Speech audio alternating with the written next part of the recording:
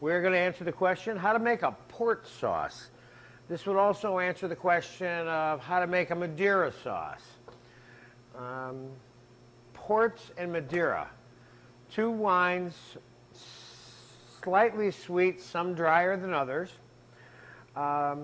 carry and hold a unique position in the sauce making world.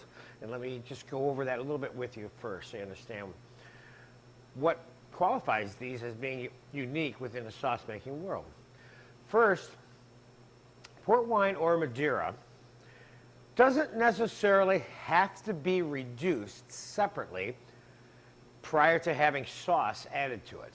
Okay? In this particular case, the port wine sauce that we're going to make, we're going to cook a little bit of mirepoix, celery, carrots, and onions with some thyme, a little bit of garlic. We're going to pour some port on it, reduce it a little bit. Then we're going to pour some more on and add some brown sauce to it immediately, where we'll actually be adding brown sauce to some unreduced port wine, and some reduced in this case. And you could do it completely unreduced if you wanted to, or completely reduced. I recommend the combination that I'm doing because you want to get a little bit of concentration on the reducing part of the port coupled with the fresh flavor quality of unreduced port wine directly into the sauce. And sometimes after the sauce is all done, you throw a couple of ounces of fresh port right in it to give it that more fresh port robust flavor. Now that is what's unique about port and Madeira in the sauce making world. It doesn't absolutely have to be reduced separately.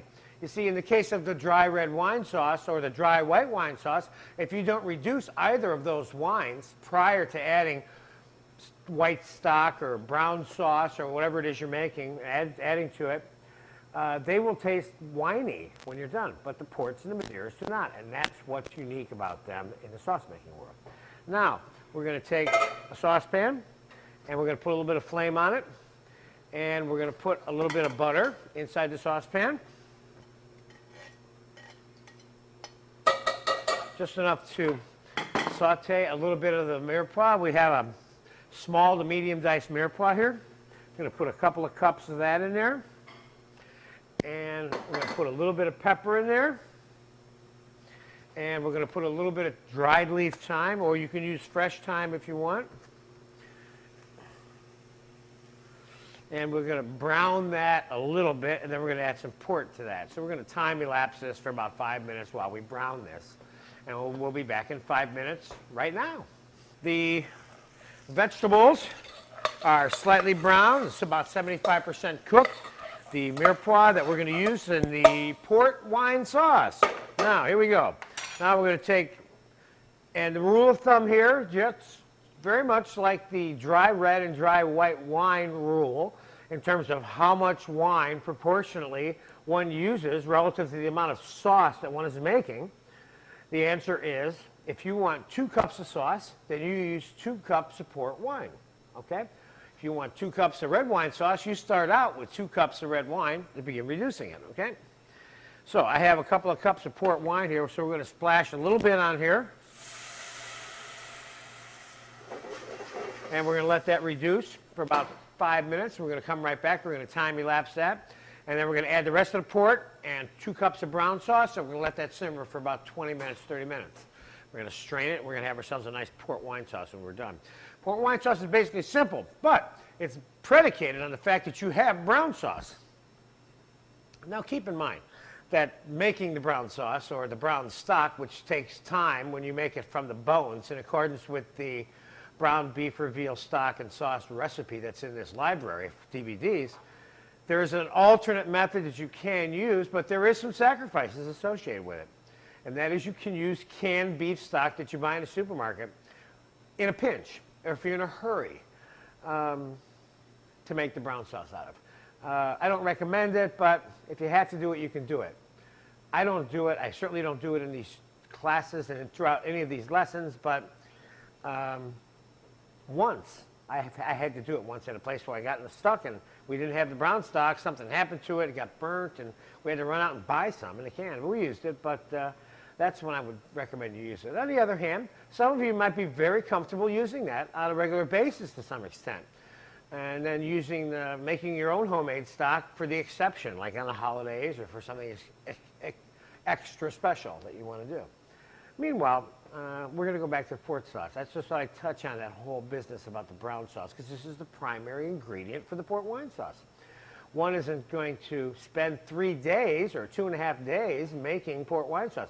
You either have brown sauce in your freezer and you pull it out and you make some port sauce with it, or you don't make the port sauce. You're not going to make brown sauce just to make port sauce. That's very unlikely. You should make brown sauce and keep it in small portions in your freezer and take it out for whatever use you want it to be. In this case, this use would be the port wine sauce one day, because you want to make some roast pork or something like that to have the port wine sauce with, or some duck or chicken or something. So it doesn't look like we're going to have to time-elapse this, because I've talked almost for the full 5 minutes that I told you we were going to time-elapse this. So now I'm going to add the brown sauce to the reduced wine and mirepoix, which is what you see here. That's reduced about 50% just in the last 4 or 5 minutes. We didn't use that much, that's why. Now we're going to crank it up a little bit, and we're going to add the rest of the port. Excuse me. Now keep in mind that port means wine from Portugal also. Technically, there's no such thing as port from California. Just like there's no such thing as champagne from California. And there's no such thing as Roquefort cheese from Sweden. It must come from Roquefort, France, and so on and so on. You can't have Parma ham unless it comes from Parma, Italy, or Parmesan cheese unless it comes from Parma, Italy. So port wine comes from Portugal, simple as that. Now, we're going to add the brown sauce to this. There's a couple of cups. And we're going to let that simmer. Now we're going to time-elapse this. We're going to let that simmer for about 20 minutes, half an hour.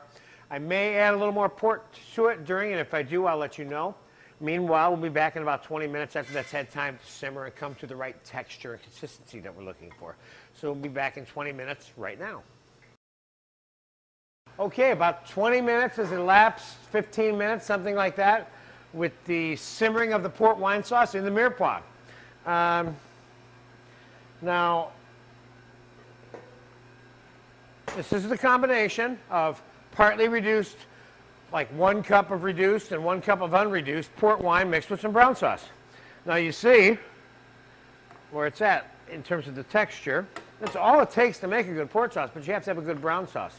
You just follow this procedure with a little bit of mirepoix and some simmering, and it turns out to be a very nice sauce. Now I'm going to strain this sauce into another saucepan.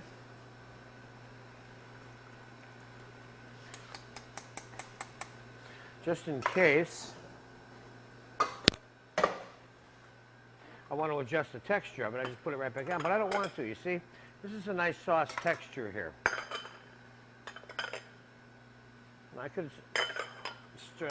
could reduce it slightly, but I don't want to. Instead, what I'm going to do is I'm going to butter the sauce with a little bit of butter. Again, the proportions for buttering sauce are always 2 ounces of whole, soft, unsalted butter per quart.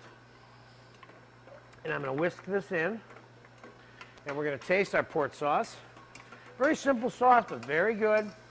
Doesn't need a lot of riff-raff. Now, you can add other things to this. You can throw some red currant jelly in here. You can put some mustard in here. You can put some fresh herbs in here. You could garnish this with mushrooms if you wanted to. You can put raisins in here, dried cherries, cranberries, all kinds of stuff.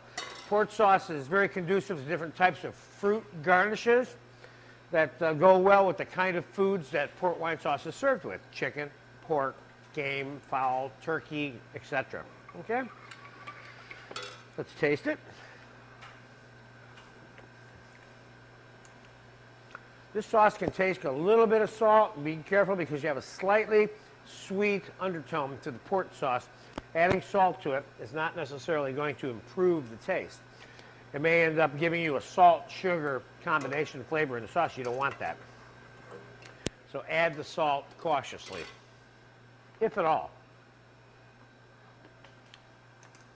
Beautiful. Now, once again, we'll look at the final texture of the port sauce. There it is. This port sauce is fairly simple to make. I'm glad we included it in here because it gave me an opportunity to talk to you a little bit about ports and Madeiras in terms of making wine sauce. Again, port sauce, brown sauce and port. Madeira sauce, brown sauce and Madeira. Same procedure with the port as with the Madeira. Have a great time. Enjoy this sauce. This is a great item to have inside your repertoire. And continue learning through this course.